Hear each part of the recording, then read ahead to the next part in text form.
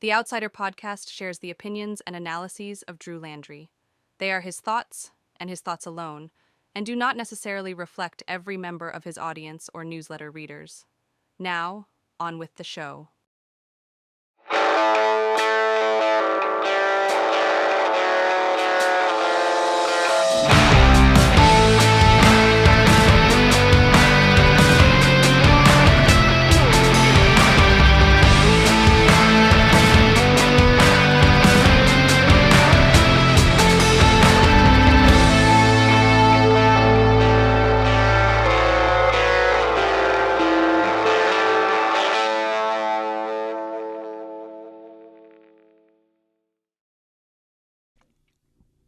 Welcome in to another episode of the Outsider Podcast. I'm your host, as always, Drew Landry.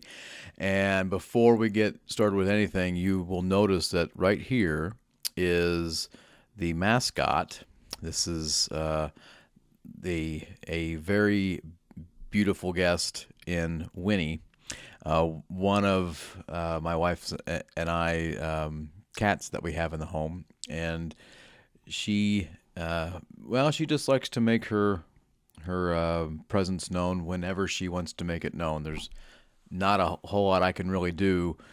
Whenever she wants to be recognized, she shall be recognized and acknowledged. So, hey, girl. But that said, she may hop around or whatever else. But that said,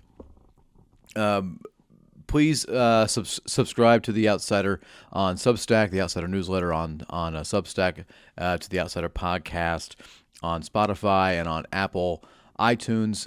Go ahead and like us and follow us there on Facebook. Go ahead and like and follow, or just throw me a follow there on X, which is The Outsider. You can also follow me on X. You can follow me on Blue Sky and on Threads. And always like and follow The Outsider on YouTube. You can hit that subscription bell, that notifications bell, to where you never miss any new content that will be produced.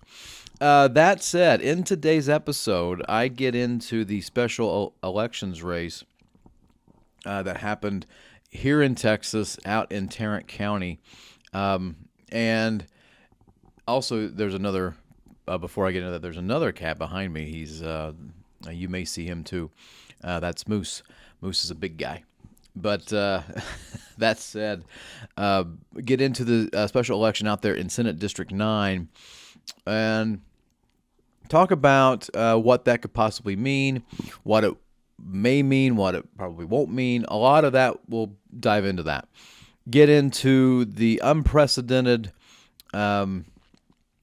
election that Governor Greg Abbott will have for his fourth term. All right, we've never had a governor in Texas serve 4 terms for 4 years each term, and so he's looking to serve 16 years as Texas's governor.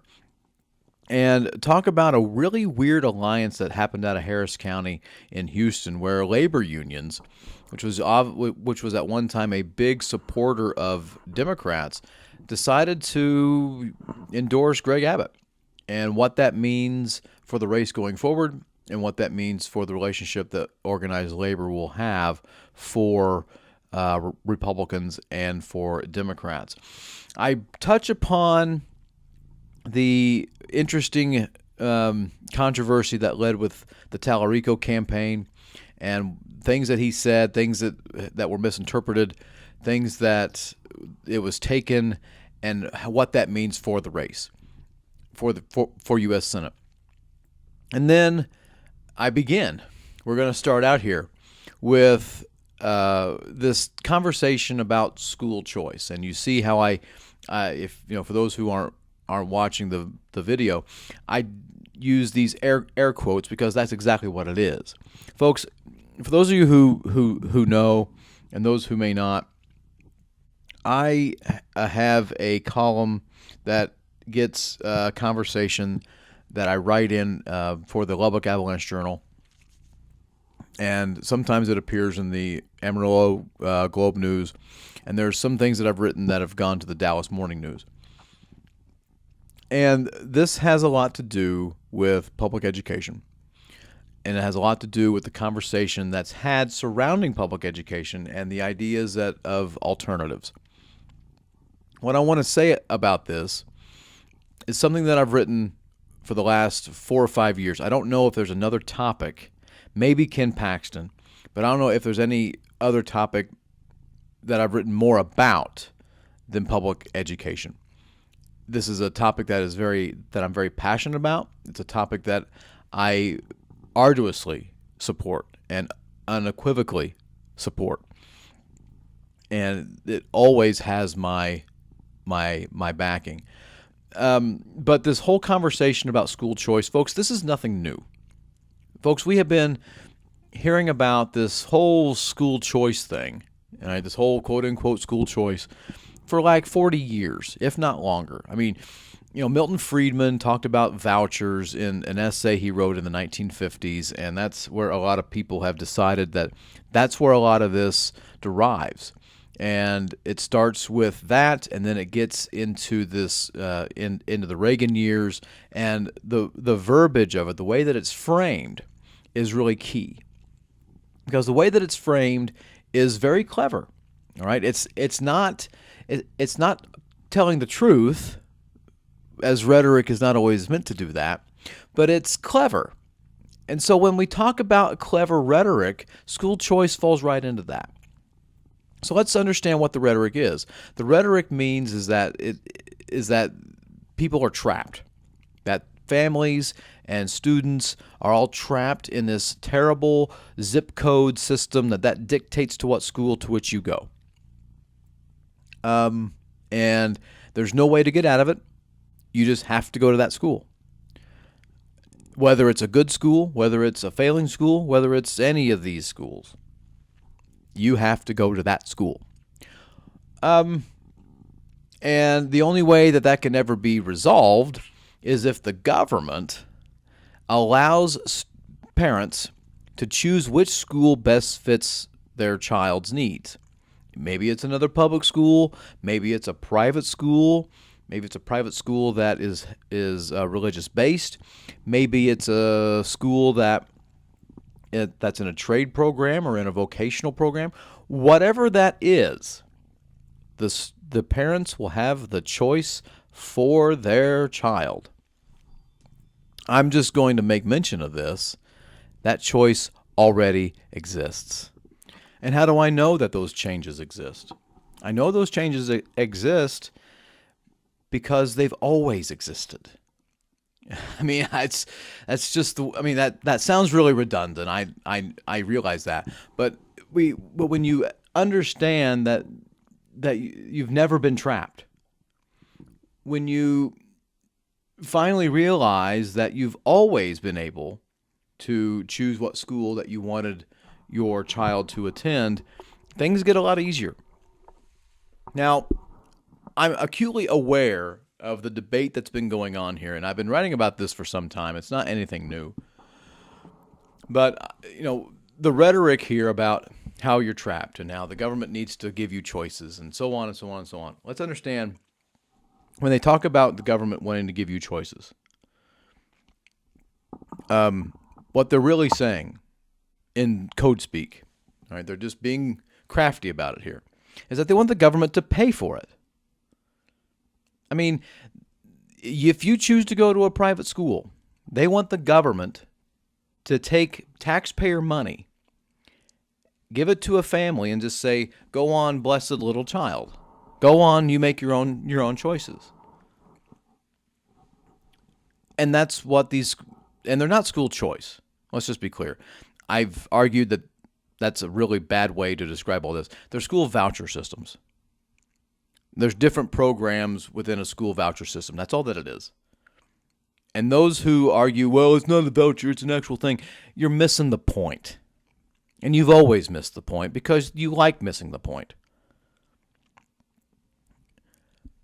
The point that I'm making here is that they want the government to fund the choices that these parents make. They do. I'm not saying anything that hasn't already been said here. I mean, it's pretty obvious that when you look at what those in the conservative movement have wanted with our tax dollars is that they'll say, well, just getting our money back is all we're doing. And we're just using it. That's not entirely it. You are not getting your own money back. You're getting my tax dollars to cut me. I pay taxes. I pay a lot of taxes. You could say I'm overtaxed. I guess if I get a refund, might be the case. But I think what's interesting about all this is that it's the same rhetoric every single time. And even whenever I've addressed it head on, and I mean completely head on, they talk around me. These advocates in favor of this, they just simply talk around me. I address every single point that they bring out, that it's a choice. You've always had a choice. No one has told you you can't go to a particular school. No one said you cannot go to a private school. No one has ever told you that. Well, Drew, it's not really a choice. I'm still paying a property tax. Yes, because that's not all that the property tax goes to. Property taxes go to other things. They fund the city, they fund county, they fund a lot of things. It's not just doesn't simply go to the school. A lot of it does, but it just doesn't simply go there. So yes, you're paying a property tax. What the heck you thinking? Well, I didn't think you were in favor of monopolies.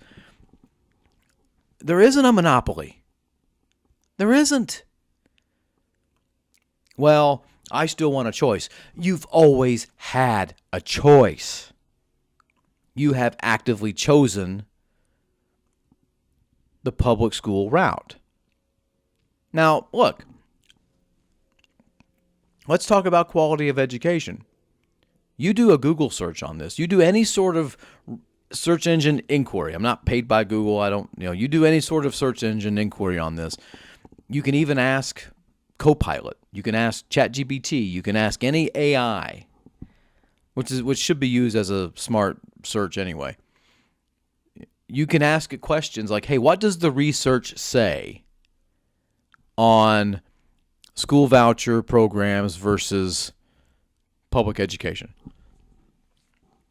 And here's what you'll find. I don't think those school voucher advocates are going to like it, but too bad. Student achievement is moderately better. Not wildly better, not so crazily better, but mildly better. Mildly better.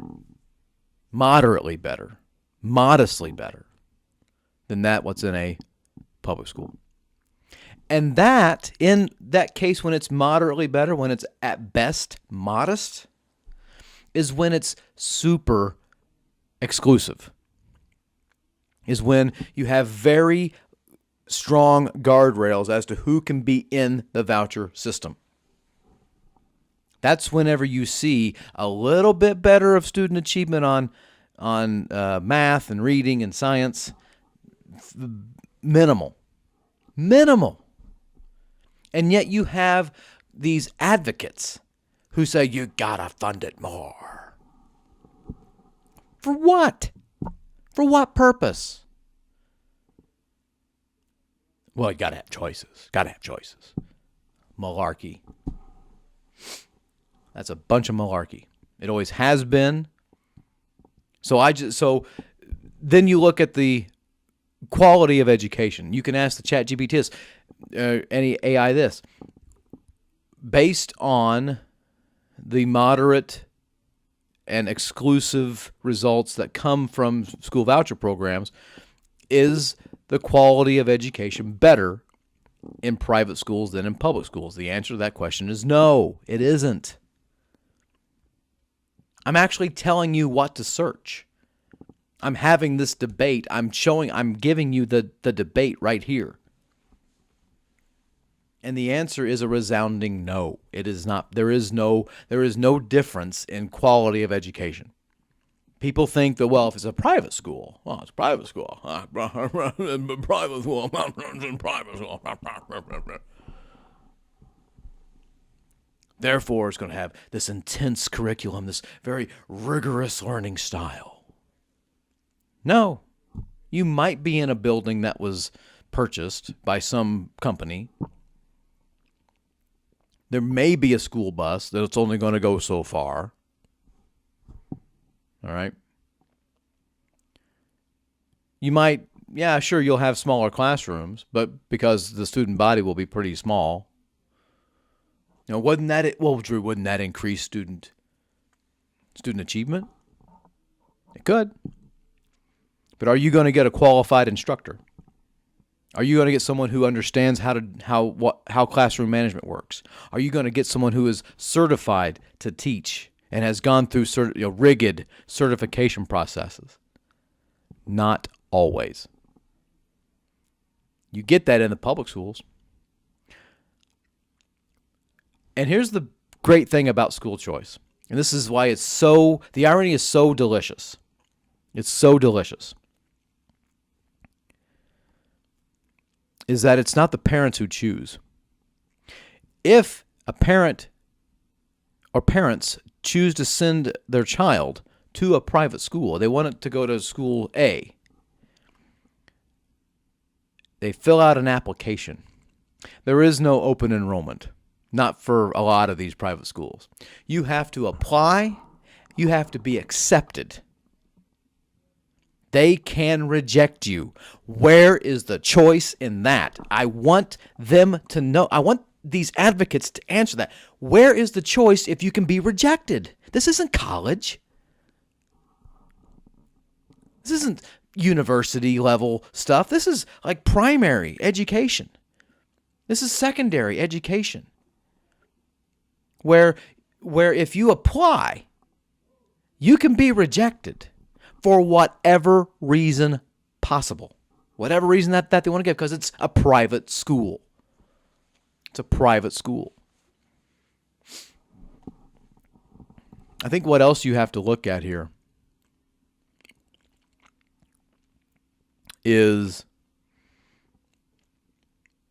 the public schools accept every student. The public schools are mandated every child every day. That's Lubbock ISD's motto, every child every day. But it's the truth. That's for every public school. They have to accept every student, whether they're autistic, whether they are ADHD, whether they are non-neurodivergent, whether they are whatever. If they have an IDP plan, right? If they need special education, public education has to provide those things, folks. That's a civil right. Private schools, now, what needs to be said is sometimes they're not that good at it. I will say that. I'll get into that in just a minute. Private schools don't always have to provide those things. They can reject those students. Yeah. And they do reject those students. Don't believe me? Do a search, man. Hold me accountable. You're going to find that I'm right more than I'm wrong. A lot more correct than I'm incorrect. And that bothers a lot of people, by the way. I see the comments that come in that come in. I know. But the point remains. The level of education you get in public school is equal to that of private school. So why are we trying to defund public education? Because it's a choice. Or woke, everyone's woke. Really? Woke? You know who's really woke? The right's woke. Banning books.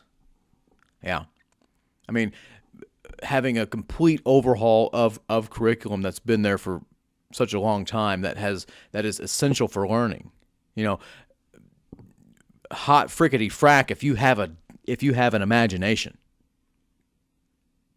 I mean, my goodness, if you even dare to have an imagination with the right, you're banished. You're shunned. Imagination, whatever. Creativity needs to be pushed. Teachers have to push that. And this is one of the things I've always said, and I always believe this. Teachers do God's work every day. Truly. And I'll even say that for private school teachers. Because not all teachers are public school teachers. And look, we know that. And I respect that. Anybody who wants to get involved in this really deserves a lot more than what they get. But they don't deserve lip service. And there are so many teachers out there. There are so many politicians out there who do nothing but lip service. Oh, I love my teachers. I'm so grateful for my teachers. Or my wife's a teacher. I know. I hear that from stupid politicians all the time. Well, I know what goes on in the classroom. My wife's a teacher. So if you're a CPA or if you're a physical therapist or if you're a lawyer, your wife can say the same thing. Well, my husband's a lawyer, so I know what he does. What kind? You see how stupid that sounds? You don't know. And that's the kind of lip service that happens. You have not personally felt that. It's good that you want to support it. That's fine. But you don't have that personal experience of being inside that classroom. You have the personal experience of supporting that if you choose to do that, which you should. But no. I don't have a lot of time for that sort of malarkey from these politicians who say that sort of thing. Well, I know because, so-and-so did this, and they're related to me, so therefore I have firsthand. No.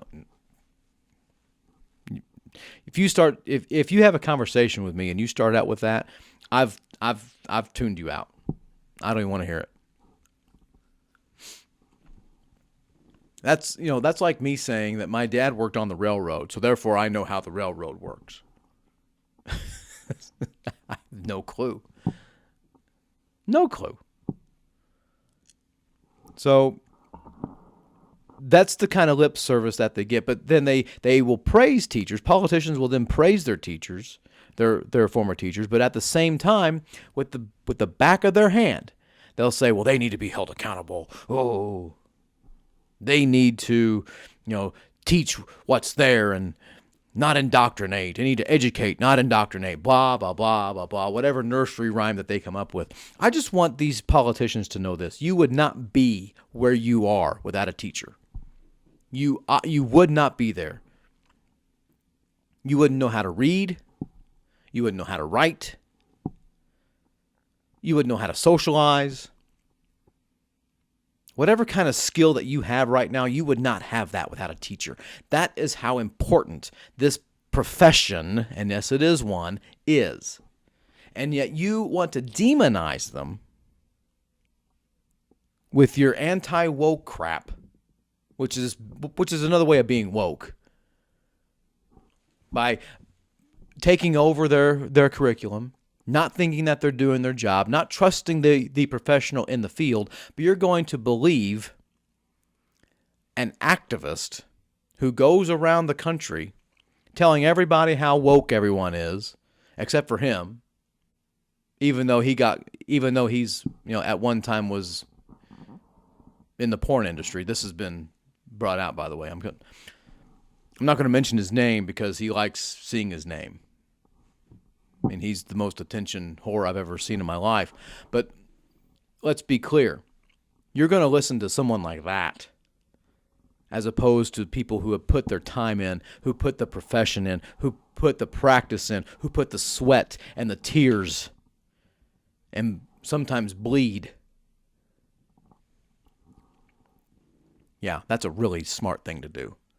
But this whole school choice thing, getting right back to this, constantly demonizes those professionals. And I just, whenever I hear about this, the first question I ask is, look, I'm a curious person. Well, who was the woke one? What was being taught to you that was being woke? Well, I was taught evolution. Do you know that evolution follows the scientific theory? Did you know that? Because there's a lot of times it's not just some made-up idea. And you should always question. You should always test things through the scientific theory, through the scientific method. Creation does not follow the scientific method. I'm not saying anything controversial. I'm just stating a fact. So do you want science to be taught in science classes? Or do you want something else that has nothing to do with science to be taught in there? I think we know the answer to that question with a lot of these leaders. And that is really upsetting in so many ways. That's really sad. But School Choice Week came and went with no hubbub, with no fanfare. That's great. I love it. What you see though during that time is I think there's 47 states that have a legislature that meet every single year, whether it part-time or not. There's only 3 states that I can think of. Maybe someone might be able to find another one, but that only meet part-time. That only meet on odd-numbered years. Texas is one of those states. So there was no celebration of School Choice Week at the legislature with the ledge being in session. My home state, where I grew up in Indiana, there definitely was. And, they get these little scarves and they look like, that you're from, in Hogwarts and that you look like Harry Potter and they, oh, look at me, oh, yeah, oh boy. It's dumb. But what always has bothered me, and it should bother everybody here, is that this is an issue that rural people can get behind. If they were true to the cause, if they threw away party label and said, who supports public education? I'm for the candidate who supports public education. I'm for the candidate who doesn't want school vouchers. I'm for the candidate who supports teachers. I'm for the candidate who wants funding for public education to stay the same, if not go up. I don't want a school voucher program. I don't want people who give me lip service. That could be real. That could be a turning point for those who live in the rural areas of the country, of the rural areas of Texas, the rural areas of Indiana. I often hear about how there's never been one school that is closed because of a voucher program. Au contraire, mon frère. I can name one right off the top of my head. You do a Google search for Union Duggar. Union Duggar, Indiana closes. You can also see how North Central High School has had its school district has had to completely restructure itself because of the school voucher program. You can see it. So, and there's a whole host of others. This is not something that is made up. And those in the rural areas, those lawmakers who voted for this, and they did. They followed the party line. They did not represent their districts. They were not voting their districts. They were voting their party. They were voting what Abbott told them to do. The governor told them to here in Texas. They've done that in so many other states. And those small rural schools are, as it will happen at some point, they're going to close, or they will be forced to consolidate. All these things are going to happen, and then these good people in the rural areas are going to just wonder, well, what the heck happened to my school? Why don't we have the Friday night lights anymore? Why is there no ball game? Why is the janitor being cut loose? Why don't we have any more staff? Wait a minute. They're closing the school? This is all going to happen, folks. This is all going to happen because it already has. And it's really, really sad. And that goes on the hands. That goes directly at the feet of the people who voted for the school voucher program throughout the entire country. Because those people do not like public education. I mean, from where I grew up in southwest Indiana, the Wabash Valley, Greene County, there's a state representative there who impersonates a dead man, and he was a good singer, Elvis. But understand that guy, he also hates public education.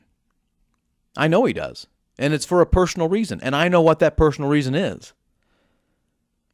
He doesn't acknowledge that. He doesn't talk about that. The way he debates and the way he talks is as if we're at the Constitutional Convention in 1787. Well, government shouldn't do da-da-da-da. Government should do da-da-da-da-da-da. In these broad, abstract things. He doesn't want to talk about his pathetic record on public education for teachers, for retired teachers, for all the awful things that he has caused for that state, and yet he's not held accountable for it. It's ridiculous. He does have another... that guy who I'm talking about, I'm not going to mention his name because, again, he's another one of these attention whore people. All right? He has a primary opponent. That's good, but they also need a general election opponent. I mean, what on earth are you going to do if you don't hold these people accountable? Look, I know what it's like to run for office and get your butt kicked. I know what all that's about. But I wasn't going to let anybody not talk about my issue. It was going to be discussed. And I made sure that it was discussed. Nobody. And look, I'm not trying to puff myself up here, but I'm also being honest. Nobody in this area who's ran for office in the last 3 or 4 elections talked about public education, its professionals and its retired professionals, and its need for future professionals the way I did and the way that I do. Nobody does. And I got to tell you, it's frustrating. But that's the risk that you take. That's just the way that it is. And but I will tell you this, I have no problem sticking up for teachers. I will always put my neck on the line for public education because it's worth it. Not only is it personal, because I have family. My aunt taught kindergarten, first grade, second grade, third grade for like half a century. She's going to laugh at that, but she was one of the best kindergarten teachers you ever had. My cousin teaches second, third grade, I think. She's been doing that for over 20 years. These are honest professionals, and they deserve someone to stand up for them. My niece is going to be an elementary teacher. Who's standing up for her? Who's going to bat for her? Somebody has to. But for me, this has always been an issue that I've always felt could really bring people together, that supporting public education should not be a partisan issue, but I want you to know it's turned into one. And there's only one side that's the right side on this. That's the correct side. And it's not the conservative movement. It's not the political right. They want to destroy public education. They don't want to help it. And these voucher programs are exactly going to do that. This is only going to change when voters change. That's clear cut. It's only going to change when voters wake up and realize that the party that you have been supporting for a long time no longer supports you and views you as the enemy. When they say these woke ideologues, when they're in their legislative chambers, jumping up and down about making sure you read How to Kill a Mockingbird, or that you read Lonesome Dove, or you have the opportunity to read Goosebumps. I want to be clear. They're going to say all that stuff is woke. And when they do that, that's code speak about how much they don't like teachers. They can, on National Teacher Week in the first week of May, they can jump up and down and say, oh, we love you teachers so much. You do so much. Oh, we do so much. Actions speak louder than words. I want to make that very clear. And their actions for those on the political right on the issue of public education has been awful. Terrible. And I'm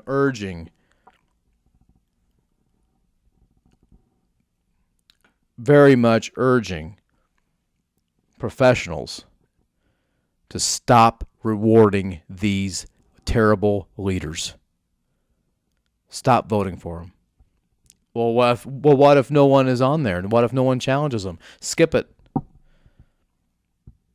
Don't give them the satisfaction of you voting for them. You can skip the election. It's called rolling off. You can roll off your ballot. You do not have to complete your ballot. You can roll off and say, that person doesn't like my job. He doesn't respect my job. I know he's the only one there. He's going to win this thing, but I'm not going to support him. I think that's the reasonable thing to really do. Now, when we shifting gears here, I want to get into what happened in Tarrant County not too long ago. There was a special election, and let me just kind of break this down as quickly and as succinctly as I can. The state senator from Senate District 9 resigned his seat so he could be in the election. I'm sorry, in the position of controller. Why did he do that? Because the controller was Glenn Hagar. Glenn Hagar is now the chancellor at Texas A&M. So all of those things, all those big changes you may have heard in the news, is all because of him. It's all because of him.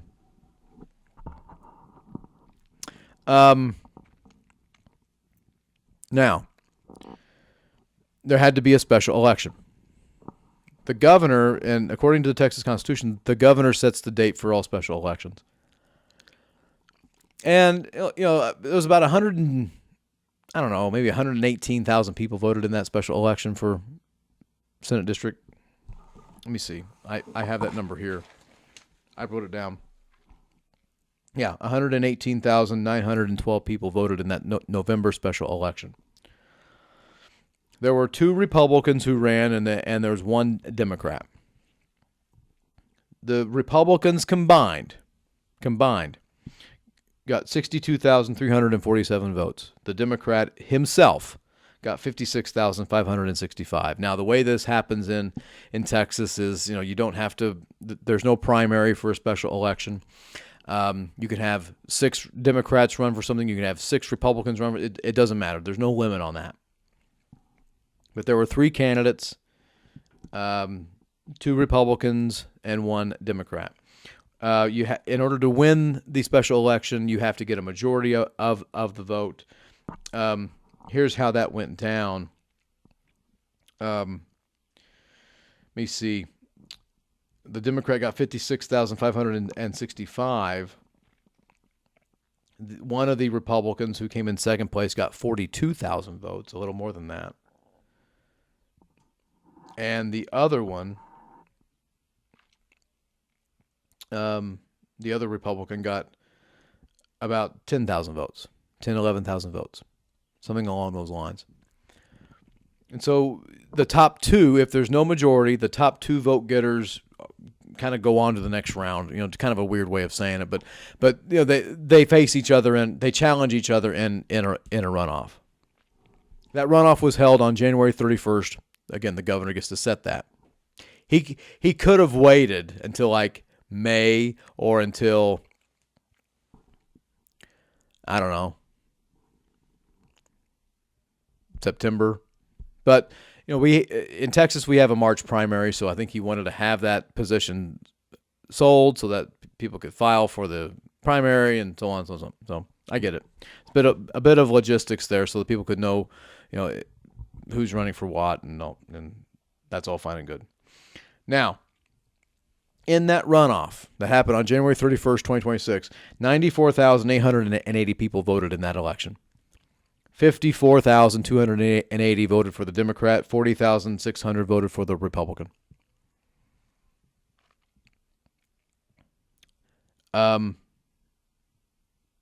Yeah. The Democrat didn't really lose any major sort of support. And the Republican didn't gain anything. I mean, just think if those two Republicans worked together to do that, they could have won that race, but they didn't.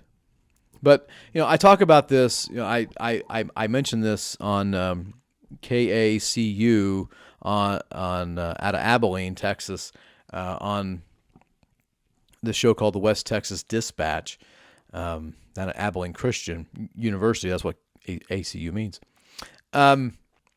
And I'll play a bit of that for you right now.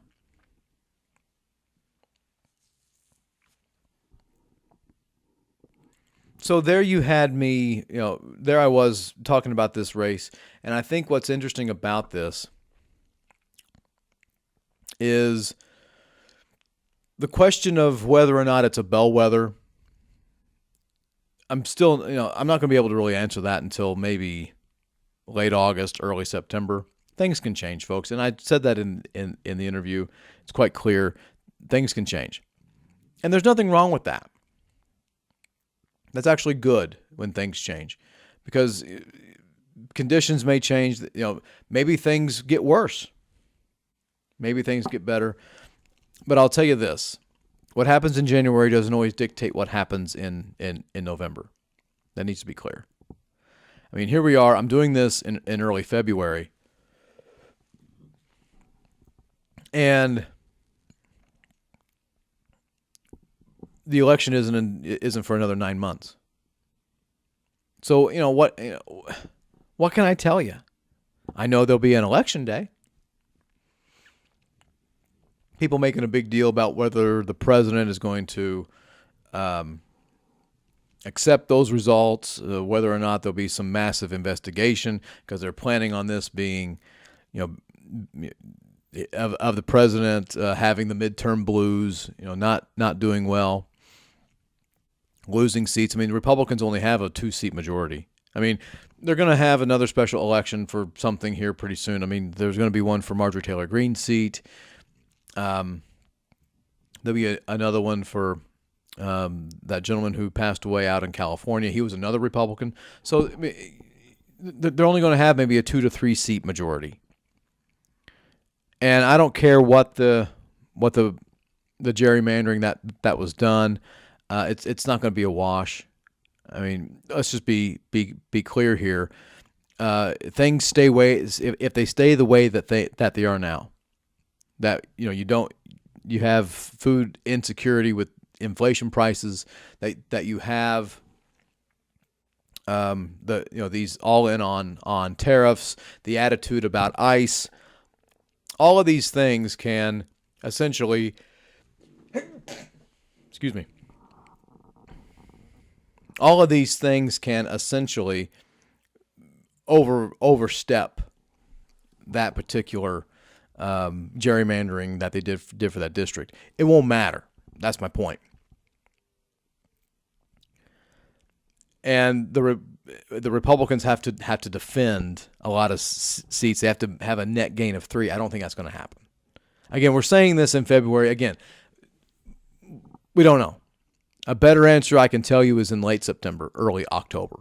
That's the best. That's what I can tell you the most. So that's why I can't say with any bit of certainty and be honest academically and be honest intellectually.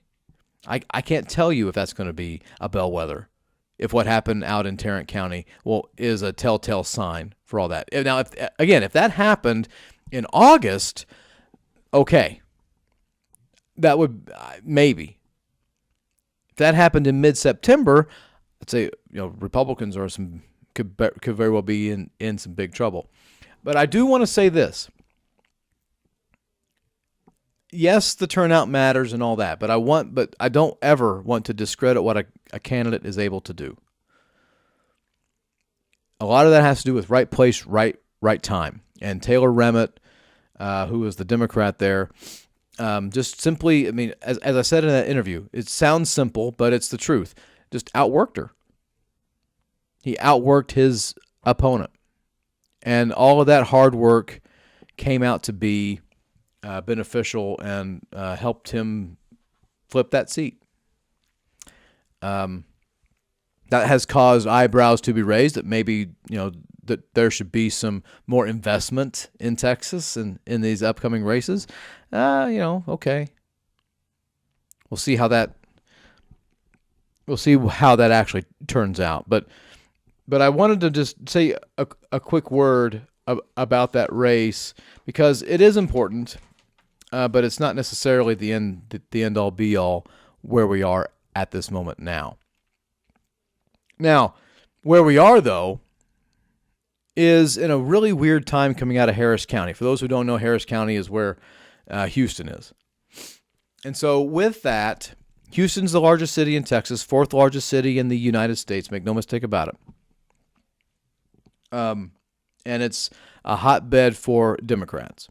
But we just got word here. I just found out, I did some searching around. Yes, this is not a surprise. Abbott's running for re-election for an unprecedented fourth term, okay? Now, what is surprising is the labor unions out of Harris County in Houston are going to endorse him. They are going to help him get elected. I want you to hear that. The party that does not like collective bargaining, the party that never wants to get rid of right-to-work laws, the party that does not like any stretch of workers' rights, doesn't want to expand anything to do with workman's comp, doesn't like overtime, doesn't want to raise the minimum wage. There we go. Doesn't want to do any of those things that the labor unions want them to do, that they've been advocating for forever, are suddenly, they're going to work with that guy. Because they say, this really shouldn't be a partisan matter. Are you kidding me? I agree with you in principle. Labor shouldn't be a partisan matter, but it is. And you're on the wrong side of it, buddy. These labor unions out there are just simply being like chickens and thinking that Colonel Sanders is their friend here. This is a terrible decision. This is awful. Not because it's bad for Gina Hinojosa, who's probably going to be the Democratic nominee. But it's also terrible because the labor unions have all but waved the white flag. They've now just said, forget it. Ask the Indiana unions about when they endorsed Mitch Daniels. Because Mitch Daniels looked them all in the eye and said, you don't need a right-to-work law. You don't need it. And then what did he do? He then brings out a right-to-work law in 2011. He goes out in favor of it. That's on them. They helped bring that man into power. Now, Mitch Daniels is now often thought of as being much different than the Republicans are today. Even though that was 15 years ago, things have changed. But it needs to be said that whenever you start going up against your own interests and you start empowering those who are great soothsayers, you're not going on action. So this is a bad deal. The unions don't care. They will care. They will care if they get this guy elected for a fourth term, they'll care then. They most definitely will.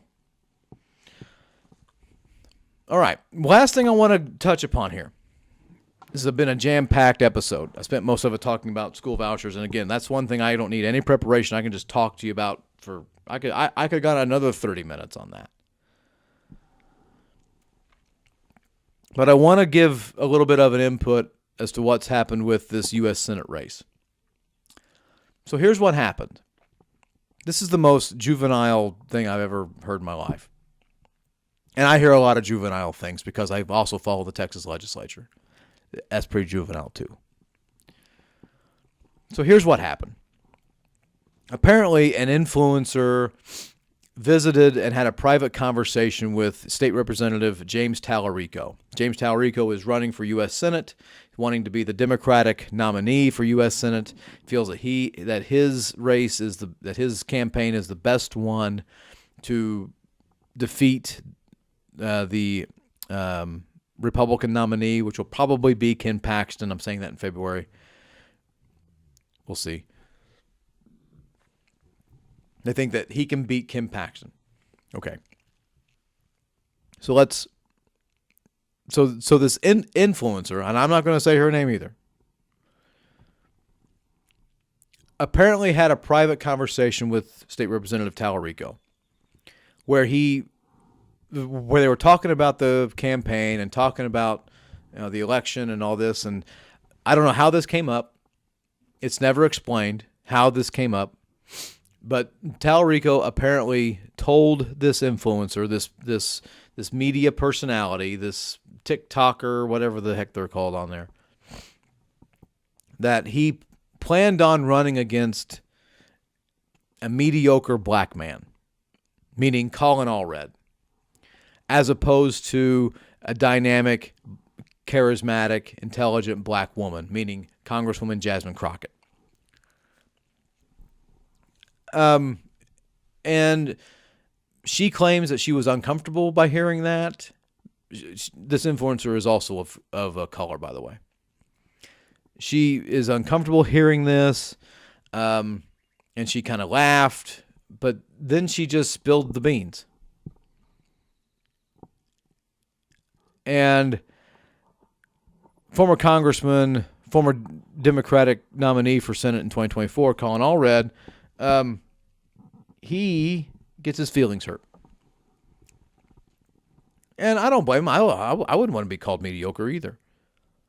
But he gets his feelings hurt, and he makes an Instagram post or makes a post on social media and basically calls out Tallarico to say, to keep my name out of your mouth, everyone needs to go vote for Jasmine Crockett. We don't need James Tallarico, it kind of hints that Tallarico's being racist and all this stuff.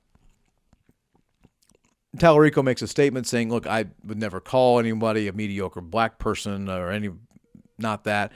I would say that his campaign skills were mediocre, but not him as a person. Okay. Let's get one thing straight. I have to agree with someone I had on my program before, the director of the Mothers Against Greg Abbott, Nancy Thompson, said, she made a post to say that if you're going to be in campaigns and you're going to meet with an influencer, you need to have these people sign a non-disclosure agreement. You need to learn on that. And I think that's right. First of all, if you want to have them sign the NDA, fine. Secondly. Firstly, I just wouldn't meet with any influencer. Just say no. You're not a journalist. You're not held by any sort of ethical standards. I mean, if I was having a private conversation with someone and they spoke off the cuff, and I'm kind of taken aback by that, I would ask them I would want clarification.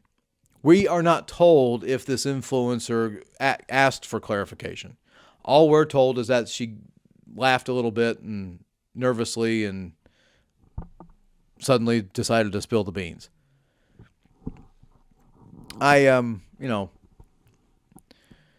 let's be clear here. I mean, you got to have some sort of a standard. And so if that was me, it would just be a private conversation. I've had a lot of private conversations with elected people. I know what is said. They're not always great. But I want one thing to be clear. Private conversations are private conversations. If you're uncomfortable with what's said in private conversations, then don't have them. This is a real easy fix. But I think the idea here to have a non-disclosure agreement is a pretty good one. And that really sucks because it shouldn't be that way. Secondly, what's at fault here is that little Colin, former Congressman Allred, got his feelings hurt. How dare he say that I'm mediocre? Well, first of all, he said that you're a mediocre campaigner. That's what was being said here. Look, I have said things in a way that other people have taken in a whole different manner. I know what that's like. I get that. I also get being told something that is meant to be one way, and you hear it another way. What I've done is I've asked, hey, what do you mean by that? Nothing wrong with getting clarification. But that aside, Congressman Allred, former Congressman Allred, makes this post and goes, hey, you're talking about how mediocre I am. I ain't no mediocre, blah, blah, blah, blah, blah, but keep my name out of your mouth, and if I want you, I'll call you. All this stuff. Fine, I get it. He got his feelings hurt. If someone said I was a mediocre campaigner, I'd be pretty upset too. I know what mediocre is like because I was in a movie review group called the Mediocre Movie Club. The group's no longer around, but hey, I actually came up with a word. I was actually called Mr. Satisfactory for a time, so I know what that's about. It doesn't, that stuff is, I don't know why he had to be so on guard with that. I really don't. I think it's because that he didn't like the fact that someone he was potentially going up against referred to his campaigning skills as mediocre. And it was a white guy who told him this, who said these things. And let's also be very clear that he's also in a campaign too, so he felt like that his own campaigning abilities were being challenged in that way. Okay, fine, I get that, but let's just be clear. Allred ran a mediocre campaign in 2024. He really did. Go look at his speech at the Democratic Convention in 2024. I mean, you just shake your head and go, what was that about? I mean, the only applause that they got from him was when he mentioned his opponent's name. That's the only yeah. I mean, he had a very exclusive campaigning method, and it didn't work. And that exclusive manner led him to being the mediocre campaigner that he was. His campaign was incredibly mediocre. He did the real strong point came in that debate that he had with his opponent. And even at that point, the election was already over. So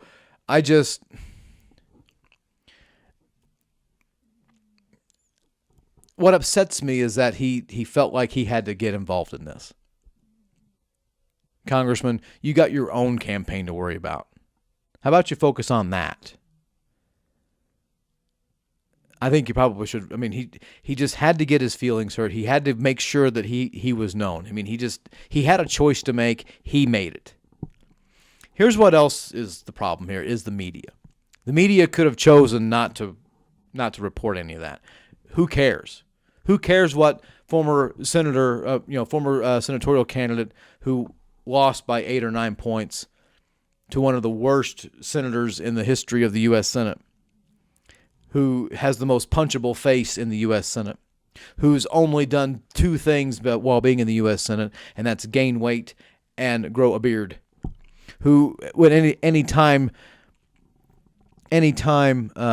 trouble comes along, he flees the scene. He's going to Cancun or Greece or Laguna Beach or wherever. That he grieves by going on vacation. Who cares what that person who lost to that guy had to say? Who cares? Apparently, the media felt that this was man bites dog type of moment. I didn't really care. I am one of these people who says, you know what? I mean, you ran, you lost. Now let's go. Now let's move on. That's why I didn't run again in 2020. What would be the point of that? Why would I want to do that? I already had my shot.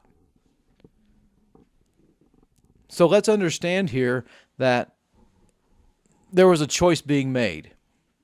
Should Tallarico have said that?